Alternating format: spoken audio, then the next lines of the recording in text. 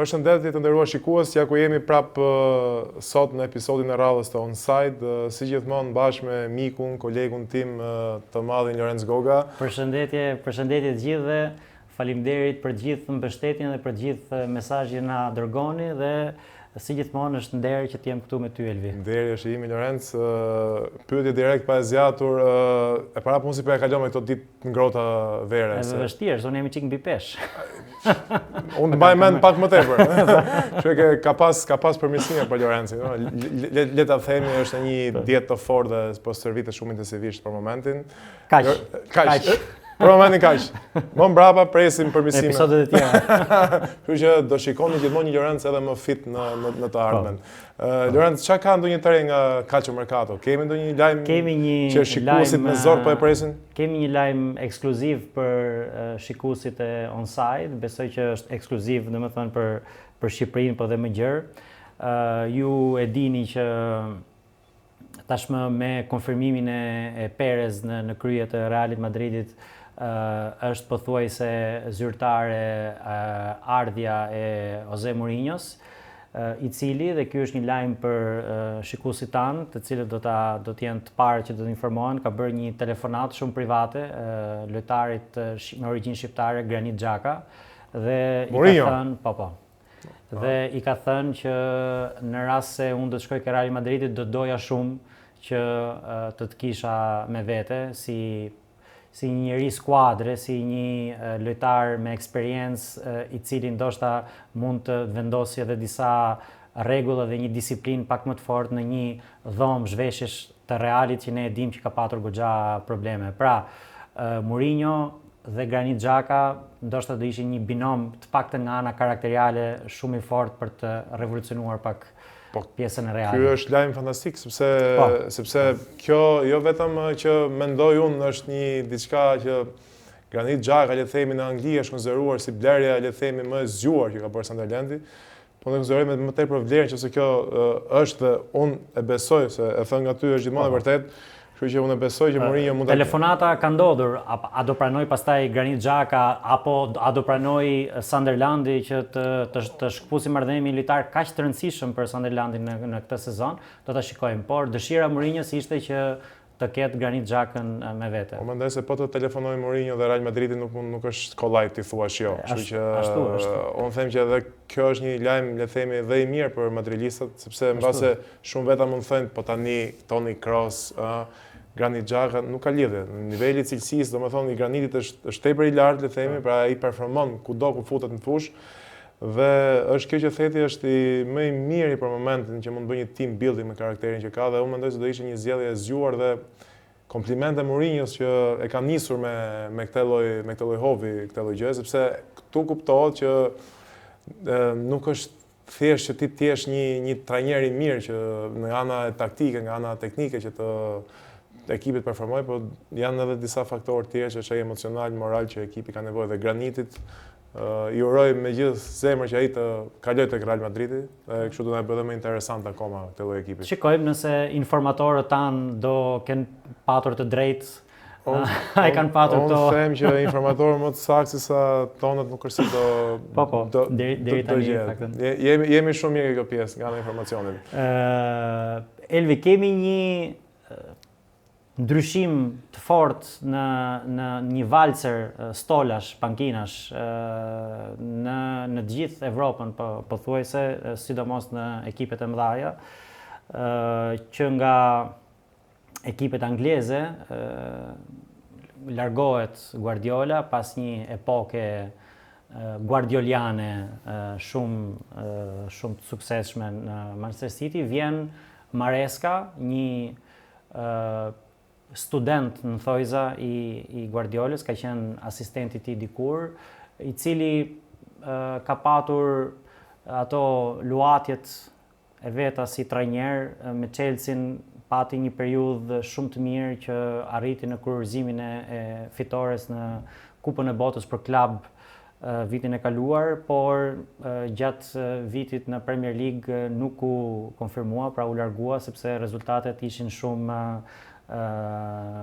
të luatshme në Londër. Nga ana tjetër, kemi një trajner për cilin është folur shumë vitet e fundit për aftësitë e tij taktike dhe për kapacitetin e tij për t'i bërë skuadrat që stërvit të luajnë një futboll shumë të mirë. Ai, po themi, ka qenë një futbollist që dikur ka luajtur, në mos gabohem, me Athletic Bilbao, Iraola, dhe karrierën e vet në klubin e parë profesionist, po themi, me emër që ka stërvitur ka qenë Rayo Vallecano në Spanjë, dhe ka stërvitur 3 vjet e fundit Bournemouth në Angli, dhe çdo vit ka patur pozicionime gjithmonë më të mira, vitin e parë në vend 12, pastaj në vend 9 dhe tani në vend 6, gjë që bën që Bournemouth vitin tjetër të luajë në kupat e Evropës. Vjen tek Liverpooli si një revolucionar. Normalisht ndoshta Liverpooli ka qenë pak në kërkim të këtyre figurave pas largimit të Kloppit, pavarësisht se jo këtë vit, po vitin e kaluar e fituan kampionatin, po ndoshta nga ana e spektaklit dhe lojës të propozuar, Liverpoolit i ka munguar shumë Kloppi dhe ndoshta edhe për këtë kanë dalë në kërkim të një trajneri që të ketë disa karakteristika pak ndryshe, që të jetë trajner që propozon më shumë se sa menaxhon. Tjetër ekip që ka patur një ndryshim të rëndësishëm dhe një tjetër emër i rëndësishëm që nuk bëri mirë vitin e fundit të Realit është Xabi Alonso, pas suksesit tepër të madh në Gjermani tek Bayer Leverkusen, ku tregoi edhe ai një lloj aftësie në propozim të një loje të bukur, të një loje moderne. Tashmë vjen si trajner i Chelsea, pra ka goxha ndryshime në Premier League, në trajner, po ashtu ka ndryshime dhe në Serie A. U fliste që Iraola ishte afër edhe Milanit, po Milani ka ato problemet e veta, ka ato problemet e veta edhe në organizimin e brendshëm. Megjithatë, Elf, ti këtë futbollin dhe trajnerët gjermanisht folës i një pak më mirë. Milani flitet që do të marri Ragnik si drejtor teknik apo drejtor sportiv, të shoqëruar me Glasner, trajneri i cili fitoi, në mos gabohem, me Crystal Palace Conference League-ën, edhe ai domethënë ka bërë një futboll shumë propozitiv dhe flitet shumë mirë. Tani nuk e dim, është në bisedime, nuk e di çfarë mendimi ke, domethënë, për këto dy figura. Glasner është pak më i ri në treg, pavarësisht rezultateve të mira Crystal Palace. Ragnik e njohin të gjithë, është një person që ndoshta është edhe pak, si më thënë, i rënd në një klub, sepse vjen me ato idetë e veta, vjen me ato kërkesat e veta që janë të padiskutueshme, pra vjen me një listë kërkesash pa cilat ai nuk bën kompromis dhe nuk pranon kompromis. Aktualisht është trajner i Austrisë, do ta shikojmë si do të paraqitet Austria në botror, dhe i ka dhënë, me sa di, një ultimatum Milanit që brenda kësaj date unë dua të di nëse ju do më pranoni me këto konditat që unë kam, dhe flitet që bashkë me Ragnik mund të vi në këtë rast edhe Glasner. Po, pikërisht, Ragnik është një emër shumë i madh në futbollin, le të themi, austriak, po edhe në futbollin gjerman. Një karrierë suksesshme, po problemi i Ragnik është sepse Ragnik është i kushtueshëm jo për rrogën që ai merr, por është i kushtueshëm për paketën që ai propozon. Dhe është një drejtor, le të themi, sportiv, drejtor teknik, mund ta implementosh, ai edhe ka stërvitur dhe stërvit me tepër kënaqësi, pra është një, le të themi, një njerëz që është pak kokë fort në parimet e tij, por që do një buxhet nga mbrapa që ta mbështesësh. Dhe mbase Milani ka rënë në derë të gabuar, pasi nuk mund të presësh një restorant peshku, ti të çosh miell dhe të thuash ku është peshku. Pra ti do prodhosh vetëm pica. Kjo është e gjithë teoria që Milani do të bëjë, edhe ka vite që e bën, dhe jo vetëm Milani, e bën Interi, e bën gjithë, sepse nevoja për të pasur ato lojtarët e mirë nuk ti do kampionati, pra sepse ti del kampion edhe me lojtarë jo të mirë. Kështu që Bëhet fjalë për terma që Milan do të kapë Champions League-ën, sepse nuk konkuron dot Inter për momentin dhe mendoj se është një zgjedhje që nëse Ragnik ka një paketë, le të themi që është pak ekonomike, unë do e mirëprisja këtë zgjedhje, pasi është një zgjedhje tepër efikase, sepse është një njerëz që do të kapë objektiva. Dhe unë mendoj se nëse ti merr një personazh tillë në botën e futbollit, sidomos botën e futbollit italian, do t'i japësh kohë, do t'i japësh mirëbesim, sepse ajo gjë për shembull që ndodhi me Igetarin, domethënë ti e morë një vit, po për çfarë e morë? E morë për të menaxhuar apo e morë për të marrë një ide, për të marrë një plan ashtu që kishte këtë Lazio që bëri Lazio për mua bëri mirë, nuk është se bëri keq, pra në drejtimin e bëri shumë mirë me ato kushte që kishte edhe me atë buxhet, me ato rezultate që bëri shumë mirë. Domethënë bëri jashtëmase mirë dhe unë mendoj që domethënë nëse e hapim këtë temë, mendoj që edhe tek Milani Tare nuk meritonte t'u largonte kaq shpejt, domethënë duhet kishte më shumë kohë sepse Milani, siç po e shikojmë, ka probleme të brendshme shumë të mëdha që janë para Tares. Pra Tare shkoi dhe e gjeti veten në një situatë dhe në një kontekst pak të vështirë, pak të çuditshëm, ku unë mendoj, kjo është po edhe me çfarë lexoj nëpër media italiane, ku Tare nuk ka patur shumë mundësi vendimarrje.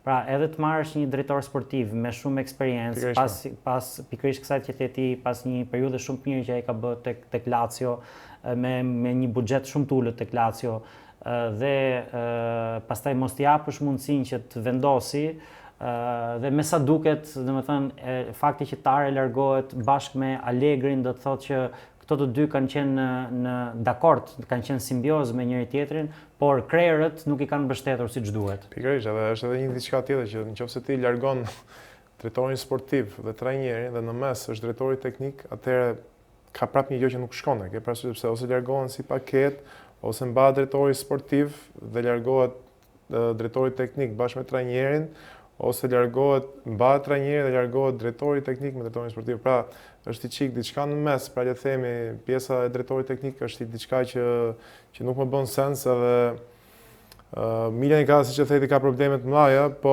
mundoja dija, ka ndonjë arsye që Tare, le të themi, që çfarë flitet në Itali që ka pas një arsye që është larguar, pra u përmend një sherr, le të themi, në një restorant që Igli kishte qenë personi që kishte ndarë Allegri me Ibra, nuk e di se sa e vërtetë është kjo. Sipas mediave italiane, domethënë edhe njerëzve të botës medias kryesisht afër Milan, tregojnë për një debat që ka patur, disa debate, në fakt, po që kanë kulminuar në këtë darkën e famshme, ku ka patur një debat midis Allegrit edhe Ibrës. Normalisht Tare ka ndërhyrë për të qetësuar pak situatën, po kjo tregon, domethënë jep debati ka qenë mos gaboj sepse Ibra ndërhyrje të Ibrahimovic tek lojtarët edhe pa lejen e trajnerit, duke anashkaluar trajnerin dhe një ftesë që sipas këtyre Ibrahimovic që ka bërë lojtarëve që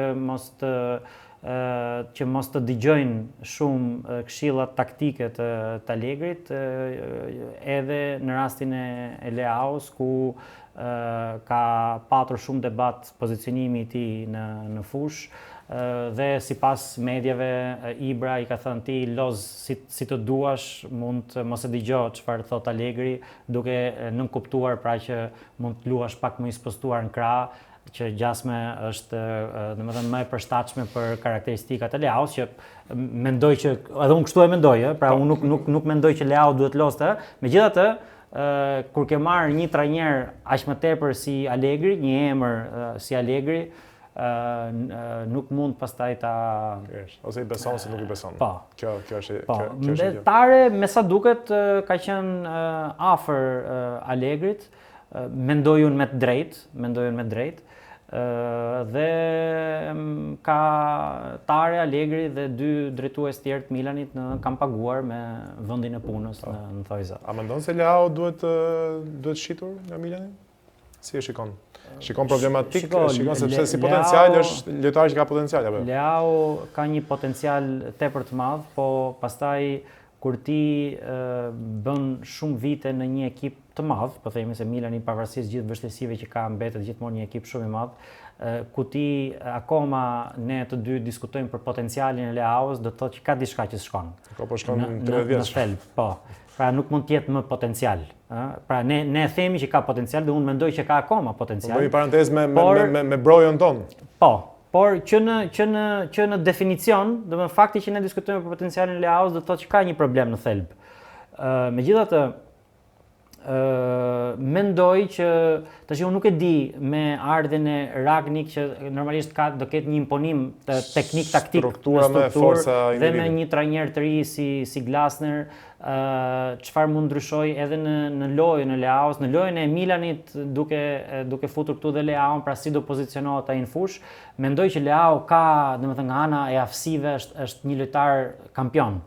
Mendoj që ka probleme në menaxhim, ka probleme në sjellje dhe patjetër që është një lojtar që nuk është eto, që i thua do më bësh këtë rolin dhe ai ta bën mirë sepse i impenjohet maksimum, sepse domethënë ka një shpirt sakrifice që e ka të vetin.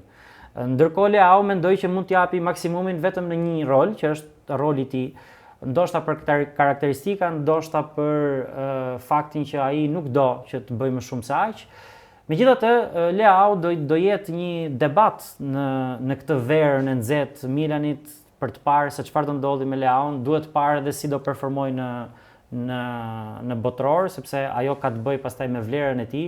Normalisht është një lojtar që në mos gabohem në 1 ose 2 vite ka dhe skadencën e kontratës dhe nëse ai bën një botror të mirë dhe kthehet në vlerë po themi të pëlqyeshme, për mua Milani do ta mendoj që mund të shes Leao. Pra po flas për vlerën mbi 100 milionë euro apo? Po flas për vlerën ndoshta mbi 100 milionë euro nuk mund të arrijë. Varet sa vite kontratë ka. Po themi në një vlerë mendoj unë nëse ai bën një botror shumë të mirë dhe vjen një ekip dhe i thot urdhëro 75 milionë euro, 80 milionë euro, për mua në këto vlera Milani mund ta mendoj seriozisht. Përndryshe, mendoj që duhet parë pastaj kush do konfirmohet si teknik, si trajner. Mendoj që nëse nuk arrihet në këto vlera, mund të tentohet edhe një rekuperim i Leaos nga një trajner tjetër. Kush ekip mendoni se mund të hidhte një shumë konsiderueshme parash për Leaon? Hiq ekipet e Arabisë Saudite. Pra nuk po flasim për para, një ekip le themi që ti si lojtar kërkon dhe performancë, kërkon që të ishte në treg, pra sepse hyn lojë pasaj kombëtare e gjitha tjerat. Kush ekip mendon ti se mund paguante ato lekë dhe ke cili ekip Leao mund të luante me atë që ka shfaqur në këto vite ke Milanin, duke pas parasysh të potencialin që ka? Që mund të paguaj ato shifra ka shumë ekipe. Për Leaon flas, për atë që ai performon. Që ka shumë ekipe të cilat potencialisht e kanë kapacitetin, pra nëse Leao bën një botror super me Portugalinë dhe bie në sy, ka shumë ekipe që potencialisht e kanë mundësinë ekonomike që të investojnë ato shifra për Leaon. Kujt do t'i bënte punë? Kjo është pak më e vështirë si përgjigje, sepse ekipet e mëdha, po të marr Real Madridit në të majt ka Vinicius. Pra po themi duke analizuar rolin e Leaos. Paris Saint-Germain ka Kvaratskhelia, Paris Saint-Germain ki parasysh që Lens Stol Barcola, sepse ka shumë lojtar. Bayerni ka Luis Diaz, Liverpooli në atë rol këtë vit kanë luajtur lojtarë të ndryshëm me ardhjen e Iraolas, por mendoj që një trajner si Iraola nuk e di nëse do pëlqente Leaon. Chelsea mund të jetë një alternativë, Manchester United janë gjithmonë alternativë. Këto shpenzojnë shumë. Bravo, është Xabi Alonso, Xabi Alonso është pak më vështirë. Pra, pak janë po të shkojmë kështu për ekskluzion, po të jedhim në një City, ikën këy, mund ngelin ndoshta Manchester United. Ngel prap Milani. Milani, po, por shiko, ki parasysh që janë shtuar në këtë panoramën e ekipeve që kanë disa mundësi ekonomike, është shtuar Galatasaray dhe Fenerbahçe, që janë destinacione... Po flasi për një lojtar që është në kulmin e karrierës, Po, mos harroj që në Galatasaray luan Osimhen, luan edhe Sané. Pra Sané është kombëtarës gjermane. Nuk janë në kulmin si Ljas, Leao është në Nuk janë në kulmin e karrierës, po Sané është lojtar ndoshta do ta nisi si titullar tek Gjermania këtë botror. Osimhen është lojtar që e dim çfarë vlerë ka. Nuk e di pse këto dy emra lojtarë që përmendën janë edhe pak problematik si karaktere. Të dy dhe shto dhe Leao këtu mund të turqit marrin problematikat. Turqit i marrin të lojtarët. Plus pastaj dhe the është gjithmonë ajo dera e Floririt e Arabisë që aty pastaj është sigurt. Aty mjafton emri, nuk mjafton performanca. Ashtu është. Leao ka nuk duhet vetëm performanca, por mjafton emri. Leao ka dhe diçka lor nga aspekti që është një temë shumë e madhe, ti e the shumë bukur që themi gjithmonë që ka potencial. Pse ti ka potencial, po mos harrojmë se ai ka potencialin vetëm në pikat e forta të tij. Pra, një lojtar në kokën e tij duhet të ketë disa parime që ti të përmirësosh pikat e tua të forta dhe të dobësosh pikat e tua të dobta. Pra, nëse shikon, Leao nuk ka bërë asnjë nga këto të dyja në gjithë këto vite. Përkundrazi, edhe është dobësuar në disa pika të forta që i ka pasur, që le të themi pika fort e tij ka qenë sulmimi i thellësisë. Shto këtu me Allegrin që ai Allegri e fuse le të themi si një sulmues të dytë që ai sa më shumë futet në qendër sepse ka aftësi që nuk ka orientim dhe nuk ka lojën me vizion, kur i thojnë. Po Leao ka edhe i problem tjetër sepse nëse ti do të luash winger, le të themi ai lojtari i lirë që ti bësh çfarë duash në krah, të kesh edhe aftësi assist nuk e ka. Nuk i ka të dyja këmbët, nuk ka një gjujtje që mund të gjujë nga distanca, nuk ka goditje me kokë, nuk ka mbrojtje topi. Leao ka vetëm atë që merr topin, lëshojë përpara të hikën, por kur ti ke një sulmues, një mbrojtës të shpejtë në krah, pra siç mund të jetë një lojtar si Hakimi për shembull. Pra ti nuk ke shans që të ikësh Hakimit. Pra nuk ke shans. Po është shumë e vështirë.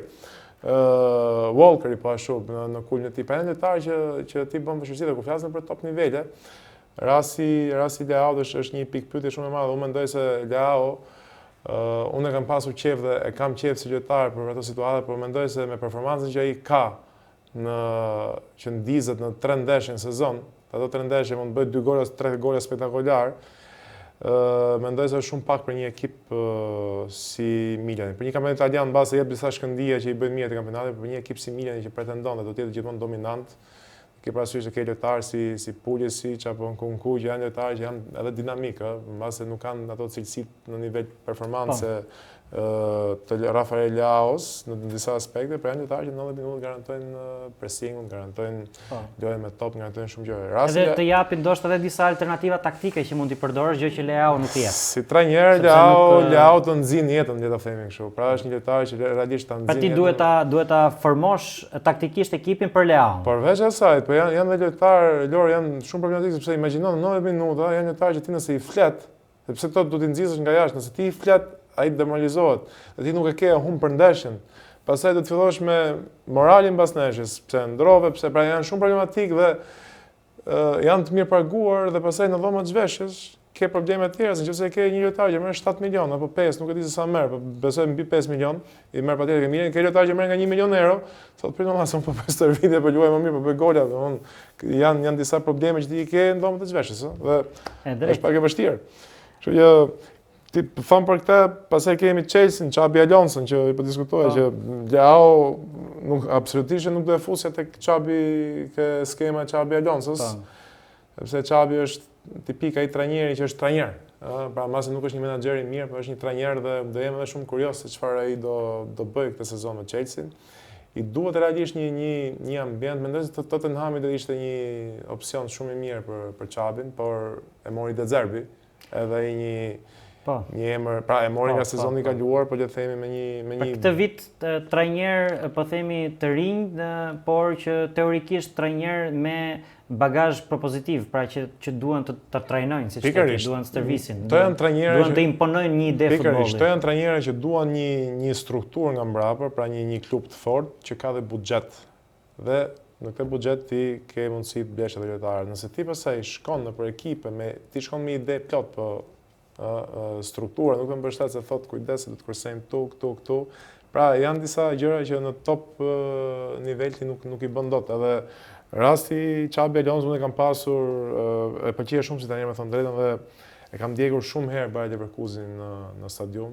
Realisht shumë herë, dhe kuriozitet kam shkoj gjithmonë kur luan te Leverkuseni, shkoj gjithmonë mbrapa porte. Ta shikoj ndeshjen sepse mbrapa porte është spoti më i mirë që ti mund të shikosh si trajner lojën. Pra bëjmë marrë një parantesi tenisi. Nëse shikon një lojë tenisi, ty të shkon koka majtas djathtas. Pra ti realisht je fokusuar te topi, jo tek loja. Nëse je mbrapa, ti e shikon sepse e ke vertikalisht, nuk e ke shikimin periferik, hy më tepër në punë sesa anësore. Të realisht kjo ka qenë edhe ajo që unë kam pas bërë për herë kur luante Xhabi Alonso, dhe në atë fazë ti shikoj disa rrotullime, disa kombinacione që të thjeshta, po të vështira për të bërë me të thjeshtësi. Dhe merita Xhabi Alonsos kjo është, ai është një trajner që ke Real Madridi nuk gjeti mundësinë që të dominonte lojën për shkak të karaktereve vështira, për lojtarët e gatshëm që ishin, për lojtarët mbas edhe që nuk kishin dëshirë që tu trajnonin ose tu mësonin. Po do njëherë lojtarët e mirë është dhe një lojtar i mirë është dhe një lojtar që do të mësoj, do një lojtar që mund të përmirësoj në përditshmëri, rasti Dembeles. Patjetër që në Dembele nuk ka cilësitë e Mbappés. Por aman Parisi doli kampion sa hiku Neymar, Messi edhe Mbappé. Pra nuk është se duhet të jesh gjithmonë lojtari më i mirë, një kundra një, që ti jesh edhe lojtari që i bën më tepër punë ekipit. Dhe këto realisht janë trajnerë modern, si është edhe rasti Fabregas, ke Como, apo raste trajnerëve Iraolos, për shembull, që janë trajnerë që duan të prodhojnë lojë. Që unë jam kurioz me Xhabi Alonso se çfarë do bëj këtë Chelsea, duke qenë se Chelsea është edhe një klub që nga ana buxhetit mund t'ja plotësojë disa dëshira. Dhe duhet edhe kohë. Ndërkohë që në Premier League jepet mundësia pra këtyre trajnerëve që teorikisht kanë një bagazh të madh tekniko-taktik, dhe që pritet që këta trajnerë të ndryshojnë diçka në ekipet përkatëse, në mënyrën e lojës nga ana taktike, teknike. Pra ndërkohë që kjo ndodh në Premier League, me mundësitë dhe dyer që i hapen këtyre trajnerëve të rinj, po themi pa këtë lloj eksperiencë të hiq normalisht Xhabi Alonso, patjetër eksperiencë reale, po jo shumë pozitive. Në Itali kemi dy emra të mëdhenj të futbollit italian, Conte dhe Allegri, të cilët zyrtarisht janë pa ekip. Flitet që Allegri është në bisedime me Napolin. Conte është pikpyetje, mund të bëj një vit pushim, ose është diskutuar edhe për mundësinë për të rikthyer në kombëtaren italiane. Bën mirë Napoli sipas teje pas eksperiencës Contes të shkojë tek Allegri? Unë them që varet çfarë plani ke ti dhe sa do të shpenzosh ti dhe çfarë objektivesh do të arrish ti. Italia ka disa gjëra lor që unë do ta veçoja pak nga çdo kampionat tjetër që ne flasim, pra që ta kuptojnë dhe shikuesit tan. Anglia, nëse ti je i pari dhe i dyti, nga ana e financave që ti merr mbrapsht, nuk është se ka ndonjë diferencë të madhe. Në Itali, i pari me dytin ka një diferencë të madhe. Dhe nëse ke rastin që Inter i fiton gjithmonë, dhe Napoli, apo dikur ishte Juve që fitoi 10 herë, dhe Napoli nuk ja blente të shpenzonte, pra të blente Tevesin, të blente lojtar, Pogban, siç i bleu Juve, apo thonte, neve në 2 Champions League-ën e kapim. Ne stadiumin gjithsesi bosh i kemi. Domethënë, në Napoli edhe abonimet i blenin pirate me kode dhe shikonin ndeshjet, pa abonimet nuk blenin. Fanellat i merrnin kineze. Pra, shkonin dhe stadium u mërzisin se s'dilte ekipin vend parë, ndërkohë Napoli kishte 4-5 vite që luajnë Serie B, dhe shoqëri që përshkonin dhe nuk shkonin në stadium. Pra, është dhe pak që nuk ja vlen ndonjëherë të bësh kampion në Itali, sepse janë shpenzime shumë mëdha. Dhe çfarë bëjnë? Marrin pastaj atë pjesën e menaxherit.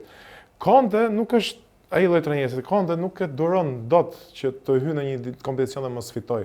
Pra shumë kërkues tek pjesa dhe imponues te pjesa e lojës, ke pjesa e klubit, Conte është një trajner gjithashtu që shumë vetëm nuk e di dhe nuk e di asnjëri këtë, besoj.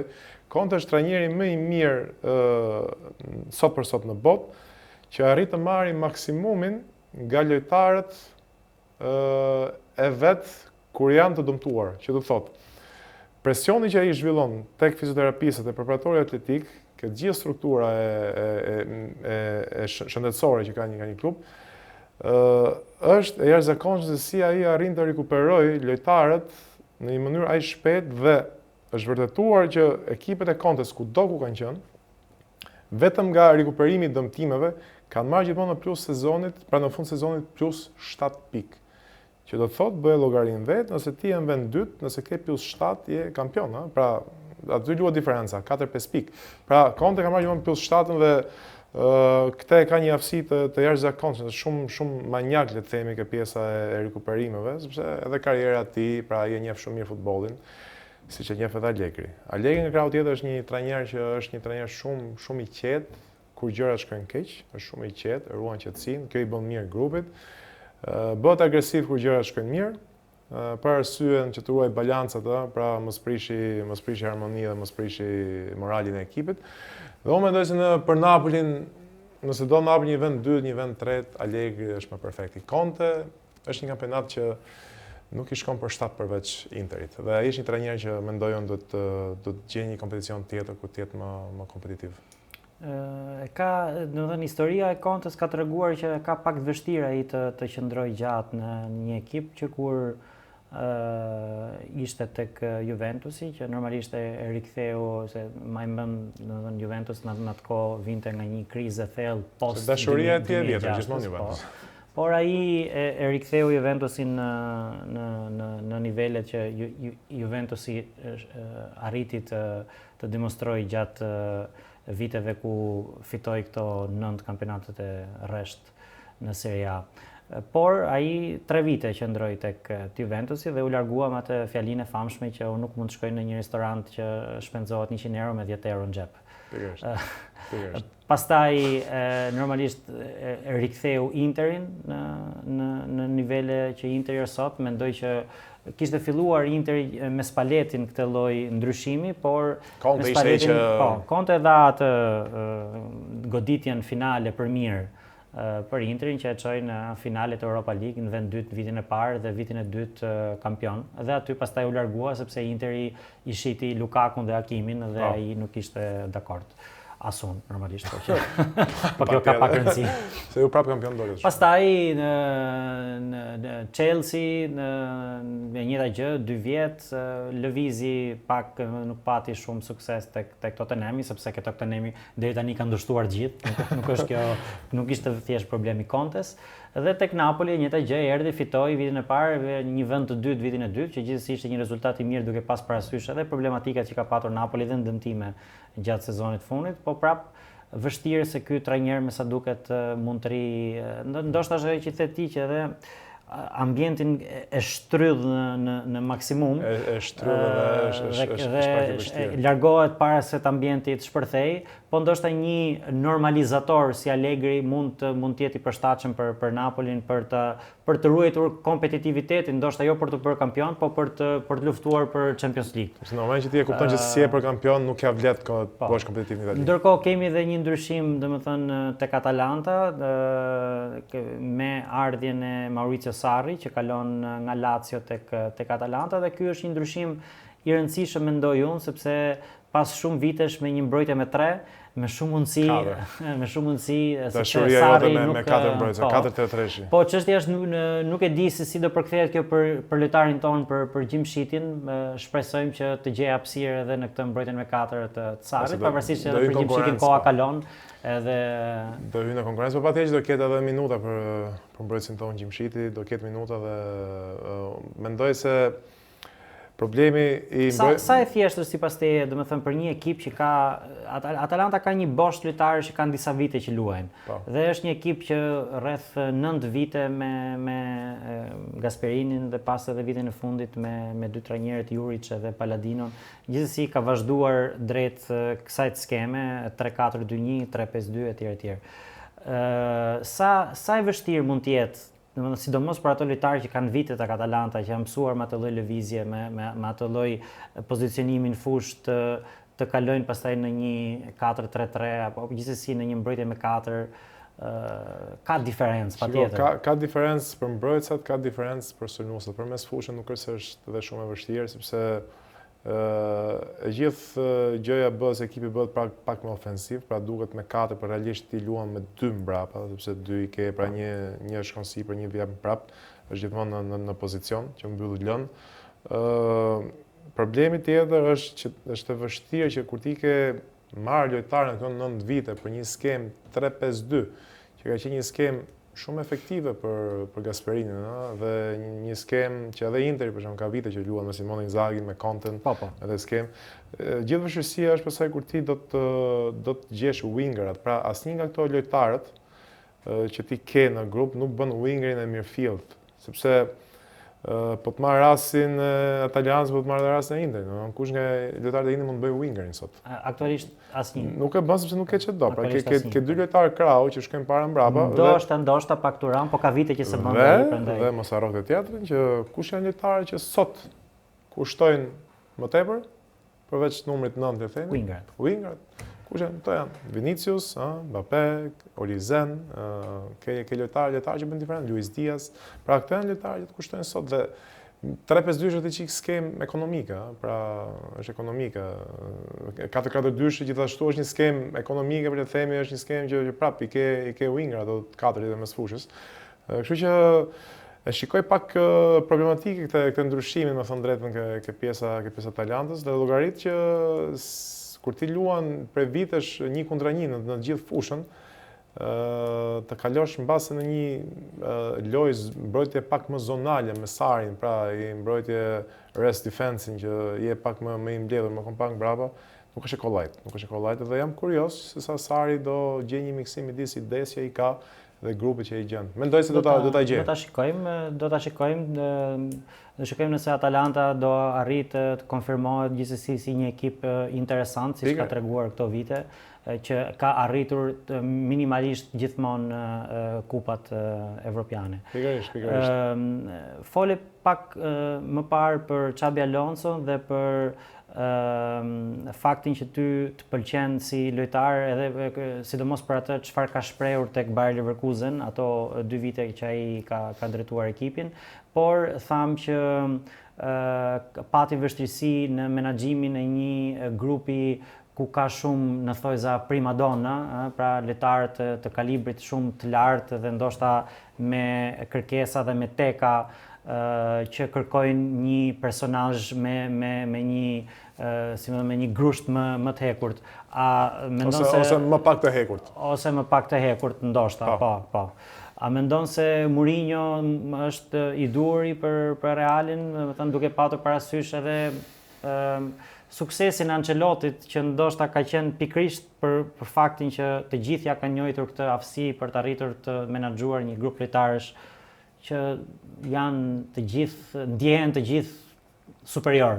Po, shiko, Mourinho absolutisht unë them që është i mirë në këtë pozicion, por nuk mund të them se mund të ishte zgjedhja më e mirë. Nuk mund të ishte zgjedhja më e mirë sepse kur ti dhe gjithë problemi Lor qëllon tek pjesa që fillimi i sezonit. Ti more Xabi Alonso. Për çfarë e more? E more si pati një histori të mirë ke Leverkusen, po. Po çfarë bëri ke Leverkusen pas stërvitit mirë? Kishte djem që të dëgjonin, kishte djem të uritur për fitore. Pra, do thuash ti kishte edhe Granit Xhakën. Po, kjo është e vërtet. Dhe që është shumë i rëndësishëm. Dhe inshallah e merr prap tek Real Madridi, do na bëhet shumë qefi. Dhe atëherë ti e more. Grupi nuk ta pëlqeu. Dështimi jote si dirigjenc. Kthen Mourinho, një trajner që le të themi që nga ana intelektuale e ka arritur pikun e tij intelektual. Pra, jo se ai nuk është trajner që zhvillohet, ai zhvillohet, nuk mendoj se nuk ka se çfarë mund t'japi më tepër se sa menaxhimi. Pra, ti duhet të gjejë një miksim, le të themi, midis inovacionit edhe menaxhimit, dhe i vetëm miksim që mund të ishte më i mirë për moment zgjedhja më e mirë, që nuk e di, mund ta ketë refuzuar, nuk ka dashur, ishte Jurgen Klopp. Jurgen Klopp ishte, le të themi, personazhi që i përputhe dorën e hekur, dorën e lëshuar. Ka qenë kandidat i kandidatit për president që humbi zgjedhjet me Perez, kam përshtypjen se nëse do t'i fitonte ai zgjedhjet, do të kishte qenë Jurgen Klopp zgjedhja për Realin e Madridit. Megjithatë. Nëse kjo pastaj është mas mund të jetë periudhë kështu elektorale në Madrid kjo pjesa, por unë mendoj që në fund fare shumë politik në këto klubet spanjolle, sepse duke qenë se bëhet me votime kjo pjesë. Nuk e shoh të drejtë nga ana e sportdarsit, sepse gjëja më e drejtë është që ti të kënaqesh ato tifozët e Real Madridit dhe ti kënaqesh nuk do të thotë thjesht ti të blesh emrat e momentit, po ti kënaqesh ti është që do të blesh emrat dhe të mendosh edhe për perspektivën. Dhe mendoj Jurgen Kloppi do ishte, le të themi, nuk ka rëndësi kush do fitonte, do ishte personi më adapt për Real Madridin. Që Mourinho ti e ke pas tek Interi dhe unë mendoj se më tepër se sa suksesi tek Interi, Mourinho nuk është se në karrierën e tij pati më tepër. Themon, Real Madridi që pati, ishte... Nëse më tepër mund të themi për një trajner që ka fituar 2 Champions League, pra, më tepër sa ai çfarë do fitosh. Po, le të themi pikun më të madh e pati tek një ekip që ishte para 16 viteve. Shiko, ke Reali ishte periudha e një Barcelone, do të thënë diçka në një nga këto kampionatet e famshme ku ka qenë dhe Mourinho, Barcelona e ka fituar me rreth 100. Vendi i dytë kishte 100 pikë. Vendi i dytë kishte 100 pikë, pra. Llogaritet çfarë. Po. Prandaj ishte edhe ajo. Gjithsesi, unë e thon shkurt që Mourinho është gjithsesi një zgjedhje racionale, një zgjedhje që unë mendoj që është zgjedhje e zgjuar nga Perez, nuk e shikoj zgjedhje jo të zgjuar. Dhe mendoj se do i bëjmë mirë Realit. Edhe unë mendoj që do i bëjmë mirë. Një tjetër emër që përflitet për rikthim në Madrid është Modric. Sidomos në media italiane kanë shkruar shumë këto ditë për një rikthim të mundshëm të Modric. Ndoshta i ka munguar atyre një lojtar, domethënë me këtë personalitet, një lojtar nga këto që mund të lidhi grupin, po pa mohuar edhe aftësitë tekniket Modric pavarësisht moshës, se unë nuk e di, sepse Modric edhe në vitin e fundit tek Madridi nuk është se luajti shumë, pavarësisht se me Ancelotin ai e përdorte sipas nevojës, po ndoshta e ka nevojë, domethënë aq më tepër pas këtyre konflikteve që kemi parë dhe dëgjuar në dhomën e zhveshjes së Realit. Ndoshta i duhet një lojtar dhe në këtë pikë Elf, më fal, po them, nëse vjen Modric dhe Xhaka, apo qoftë një nga këto të dy, do të thotë që Kamavinga, Tchouaméni, Valverde, Bellingham, nëse vin Modric dhe Xhaka, të dy, mendoj që 2 nga këto nuk do të jenë.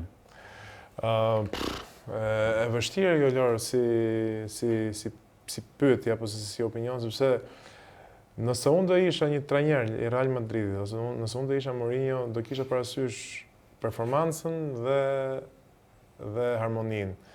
Nëse unë do merja 2 lojtarë, le të themi, nuk po them Xhaka, se Xhaka është më i ri në moshë se sa. Po, Xhaka është 33, më duket se është i datlinjës 92. I ka, le të themi, 3 vite të mira që mund të performojë. 33 për 34. Me çik mirëmbajtje, dieta normal shkohet deri ke 37-38, pastaj kuptohet, fillon rënja, sipas për një mesfushor. Rasti Modric deri 38. Po kemi lojtarë për shembull tek Interi, Mkhitaryan, që performon pavarësisht është 37 apo 38 vjeç, apo vetë Modric, këto lojtarë që nëse kujdesen, apo edhe nëse kujdesen edhe nga trajneri në minutazh. Gjë, shkenca, dietologjia ka arritur nivele shumë të mira sot dhe ti mund ta shtysh karrierën tënde. Nëse ti merr këto 2 lojtarë, ki parasysh se do humbësh performancë, pra absolutisht do humbësh, dhe performanca nuk është performancë topi që do t'japi ai. Problemi është se një mesfushor sot të kërkon, le të themi, do të shkosh 20 herë, 30 herë në një neshje box to box, pra nga zona jote tek zona kundërshtarit. Modric nuk e bën dot, Xhaka deri diku, kupton? Pra, dhe Bellingham ta bën 30 herë, thot, po ta bëte 40 po deshe, kupton? Pra, janë lojtarë që vrapojnë dhe do të gjesh balancën. Zgjidhja më e mirë që përgjithsisht e pa të bërë Roma këtë me De Rosin, apo e kanë bërë edhe ekipet të tjera që ti e merr një lojtar me eksperiencë dhe avash integron në ekipin tënd të trajnimit. Pra, Është një lojtar që del me lojtarët në fushë, paguhet le të themi edhe si zëvendës trajner, një pjesë mes fushës. E kenë staf, bën dhe stërvitjen, jep dhe harmoninë, dhe ndërkohë e din që nuk do luaj, dhe e din që edhe zohet edhe në 8 meqe, mund të rritë në tribunës, mund të rritë me ty, pra e përdorin shumë shpesh trajnerë kur duan të ruajnë grupin, dhe mendoj se kjo mund të zgjedhje më mirë, dhe për të dy është win to win, sepse trajneri merr përfitime, Modric shkon në një pjatës prapë të madhe, Xhaka po ashtu, dhe i sigurohet mbas edhe një karrierë trajneri që të gjithë futbollistat e duan atë mbas cilën futbollin. Kështu që është win to win. Kështu që është shumë interesante kjo pjesa e kësaj. Interesante ishte Lora dhe kjo pjesa e Iraolas, domethënë edhe ky është një trajner që ja vlen mendoj për ta diskutuar, doja di edhe çik mendimin ton se si Liverpooli mund të luajë me këtë lloj trajneri, duke qenë se edhe ato kanë pas probleme. Këto 2 sezone të fundit. Po, siç e tham, Iraola, domethënë ka patur një escalation, pra një rritje të rezultateve në vit pas viti në Bournemouth. Vjen nga eksperjenca e Rafael Lecanos që kishte bërë mirë edhe aty, e mori nga Segunda Division, pra nga kategoria 2 në Spanjë dhe e mbajti 2 vite në Primera Division, pra e arriti objektivin 2 vite. Është një trajner që e tham më parë, është shumë propozitiv dhe imponon atë lloj loje. Pra hym në këtë kategorinë e trajnerëve që stërvisin ekipin ditë për ditë në atë lloj lëvizje, në atë lloj skemash. Ka përdor kryesisht 4-3-3, ndonjëherë edhe 4-2-4, pra me tipare ofensive, patjetër që mendoj që Liverpooli do të ketë nevojë për një mercato që t'i përshtatet pak lojës së trajnerit, duke patur parasysh edhe largimin e Salah. Normalisht aty në të djathtë në pozicionin që ishte i Salah, mendoj që Liverpooli do shpenzoj disa para këtë verë për të gjetur një lojtar që t'jetë një zëvendësim i duhur për një lojtar siç ka qenë Salah dhe për atë çfarë ka përfaqësuar Salah. Mos harrojmë që Liverpooli u largua edhe Robertson, që ishte mbrojtësi i majt historik i këtyre viteve tek Liverpooli, po një vit më parë u largua edhe Trent Alexander-Arnold, që ishte mbrojtësi djathtë, dhe mendoj që gjithsesi në Liverpooli aq më tepër dhe me ardhjen e Iraolas dhe me idenë e futbollit që ai do të zhvillojë, mendoj që do ketë nevojë për një mercato, për cilën nuk e vej në dyshim dhe në diskutim financat e Liverpoolit, dhe mendoj që Liverpooli do është edhe një klub që lojtarët duan të shkojnë te Liverpooli, për atmosferën që ka, për historinë. Një lojtar shumë interesant sot në ndoshta më i miri si për rolin si winger i djathtë është Olise, me patjetër. Ka konkurrencë fort për atë. Ka konkurrencë fort. Perez, presidenti i Madridit, bëri një premtim që tha, domethënë para zgjedhjeve, që ne do të sjellim një lojtar 150 milionë euro nëse unë fitoj zgjedhjet tek Madridi, tek Reali. Dhe mediat filluan më njëherë këtë kërkimin e këtij profili që Perez normalisht nuk e emëroi, por sipas mediave ndërkombëtare e kishte fjalën pikërisht për Olise. Nga ana tjetër, Rummenigge doli në një intervistë dhe tha që nuk është hera parë, tha që Bayerni refuzon kërkesa të rëndësishme, ne nuk jemi klub që duam të shesim, dhe në fakt historia e Bayernit tregon që shumë lojtarë janë larguar me zero, po sepse thjesht ato nuk donin të shisnin, sepse normalisht kanë atë mentalitetin e vet që duan të jenë. Ai tha, kur ne nuk jemi një kalim, ne jemi destinacioni. Pra në momentin që ti vjen ke Bayerni, do të dish që ke arritur ke maksimumi, normalisht në dashu.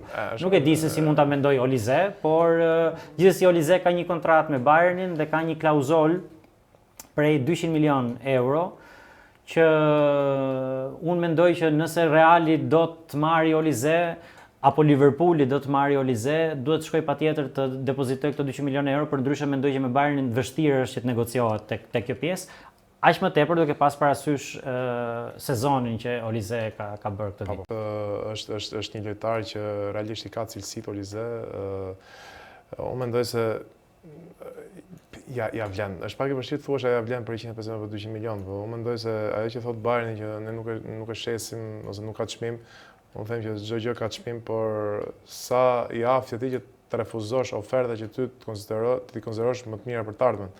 Dhe rasti i Olizes them që ai nuk është Mbappé në cilësi, por mund të jetë më konstant se Mbappé dhe mund të japi më tepër cilësi në disa është pak ndryshe. Është pak ndryshe. Nuk ka shpejtësinë e Mbappés, nuk është aq i mirë në depërtime, por është shumë i fortë 1-kundra 1 dhe janë lojtarë që vrapon shumë. Rasti Mourinho si duhet një lojtar i tillë. Nëse ti ke Mbappén që nuk vrapon, do duhet patjetër një Olize që vrapoj, sjell cilësinë përpara, vepron si fantazis, mbron si mbrojtës. Është i kompletuar. Bayerni mund të thotë ne nuk pranojmë asnjë ofertë, por është në fund ditës thjesht çështje çmimi, varet se sa Reali është në gjendje të ofrojë për Olizen.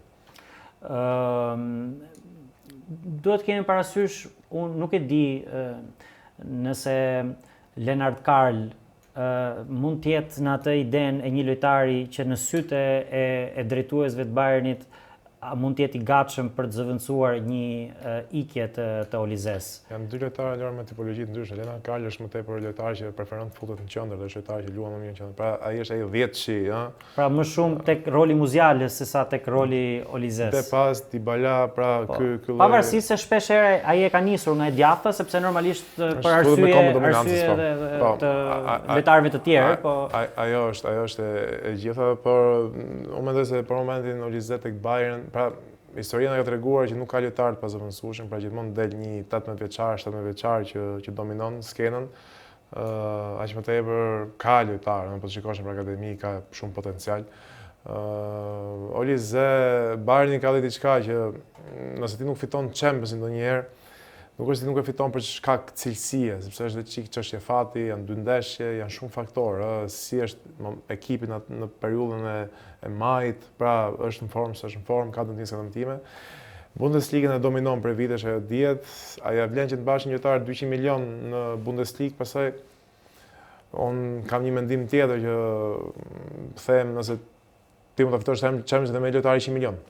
Nuk është nevojë të kesh 200 milion euro lojtar, kështu që se nuk të duhet për pjesën më të madhe të sezonit. Kështu që unë mendoj se Olize ka rrugën tek Real Madridi dhe unë presim ta shikoj me bluzën e bardhë. Një tjetër lojtar interesant Elv për cilin flitet shumë kohët e fundit dhe mund të jetë edhe ai një protagonist ndoshta i botrorit me Argentinën, po mund të kryqëzoj pak edhe fatet e Realit Madridit, Interit, Como e tjerë është Nico Paz, i cili ka patur një rritje shumë të madhe vitet e fundit, arsye kjo që e ka bërë pjesë edhe të kombëtares Argentinës të grumbulluar në përbotrorin e Amerikës Veriore.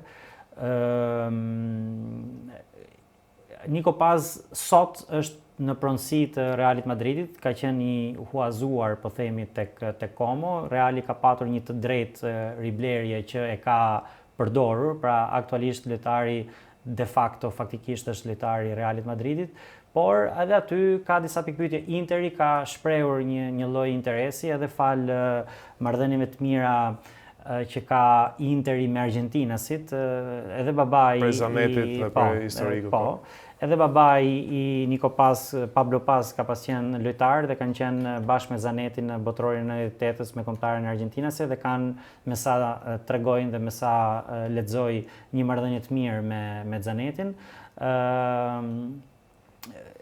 Është pak ai numri 10 Nico Paz, ne e kemi folur edhe herë tjera që nuk e di a do t'i bënte punë Realit Madridit, apo është shumë i ri për Realin Madridit, a do ishte Reali Madridit i gatshëm për ta shitur tek tek Interi, a do t'i bënte punë Interit duke patur parasysh që ndoshta edhe këtë vit Interi nuk besoj se do ndryshoj skem, pra do vazhdoj me atë 3-5-2-shin në optikën gjithmonë në kuadër të mundësive ekonomike që nuk janë në Itali, atëherë ato thënë ne vazhdojmë me këtë se kemi këtë boshtin e lojtarëve dhe nuk mund të bëjmë revolucion duke blerë shumë lojtarë tjerë që na kushtojnë shumë sepse s'kemi mundësi, atëherë ne përdorim të njëjtin bosht. U largua Dumfries, është tjetër lojtar që kurizon fatin e Interit me Realit që shkoi pikërisht tek Reali sepse kishte një klauzol 20 milion euro, pra Dumfries tashmë është edhe ai lojtar i Realit dhe tek Interi flitet për palestrën për një lojtar të rinj italian që ka bërë shumë mirë këtë vit tek Cagliari, që është në pronësi të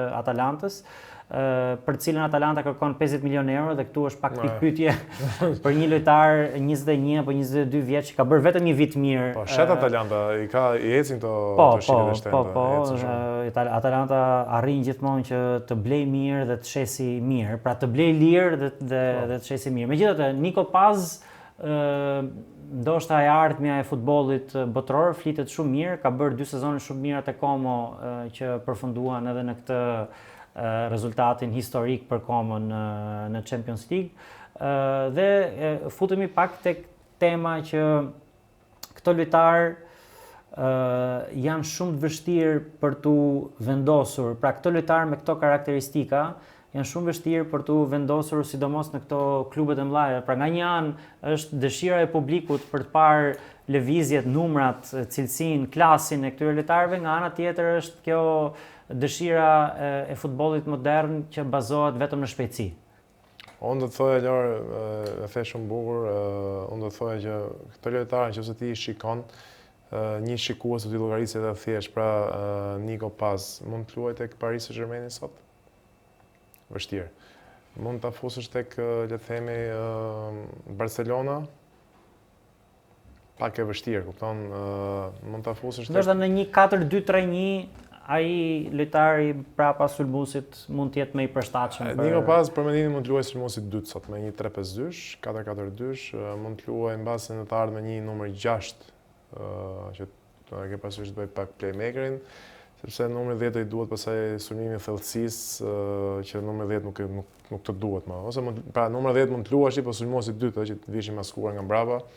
Dhe i shikoj pak problematik në aspekt karakteristikash të lojtarësh për ekipet top, pastaj në ekipe Como, ne mund të themi është pozicionuar për Champions League, po nuk është se ishte realisht ekipi që prodhoi futboll, po në dominancë e pam që në ndeshje me Milanin, pra ishin ekipe që ti merrnin pikë, të fitonin, kupton, sepse janë një faktor të tjerë, potenca lojtarë 1-1. Dhe realisht shikoj pak, jam fan i këtyre lojtarëve, jam shumë fan si këtyre lojtarëve, por futbolli modern kërkon më tepër atletizëm. Edhe një pyetje kam Elv, besoj që edhe mund ta mbyllim episodin për sot. Juventus nuk rinovoi kontratën e Vlahovic, ose më mirë, Vlahovic nuk pranoi një ofertë për rinovim kontrate nga ana e Juventusit. Çfarë mendimi ke për Vlahovic? Mendon se mund të jetë një sulmues i përshtatshëm për Milan? Po. Duke patur parasysh edhe, domethënë, karakterin e Vlahovic. Po, nëse ti shkove për Fulkrug, që morë një sulmues me ato karakteristikat njëjta, pra lojtar zonë, lojtar i fortë, them që Vlahovic do ja vlente. A do ja vlente pastaj për çmimet që ai ka, pagën që ai merr, sepse mos harrojmë, Juventusi ka qenë nga më të paguarit, pra u ble shumë shtrenjtë nga Fiorentina, një rrok shumë e mirë, lojtar që realisht unë mendoj se bëri mirë tek Juve, nuk është se bëri keq, por pati mori shumë barr përsipër, mori edhe pak barrën e çmimit e realisht që u ble, probleme që ndodhen pastaj më mbrapa. Dhe unë them që Vlahovic i bënte punë Milanit, po nuk do shikoja si një zgjidhje të Milanit dhe nuk e di do ja vlente për parat që do investon të Milani për Vlahovic, duke qenë se është çik me buxhet ulët, si gjithë kampionat italian. Por them që Vlahovic mund të bënte më mirë nëpër ekipe Premier League. Edhe unë atë do i sugjeroja, domethënë Vlahovic që ai të shikonte ekipe Premier League, sepse realisht aty ku shkojnë më tepër topa në zonë, aty është dhe mundësia jote më e madhe për të treguar aftësitë më të mira që ke që është kolshonues. Nëse ne kërkojmë Vlahović që të futet midis linjave, të hapi lojën, pasoj të jetë një Harry Kane, ai nuk e bën dot. Edhe Premier Liga është ajo ligë që për Vlahović ishte perfekt.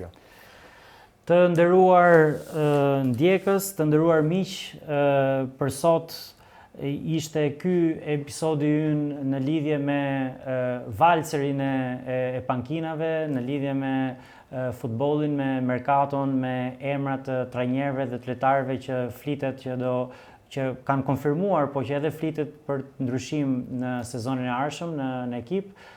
Shpresojmë që t'ju kemi përgjigjur kërkesave dhe pyetjeve që na keni bërë gjatë kësaj periudhe dhe ju ftojmë që të na ndiqni, të na shkruani dhe të na kërkoni për tema dhe debate të tjera që keni dëshirë të dëgjoni nga ne.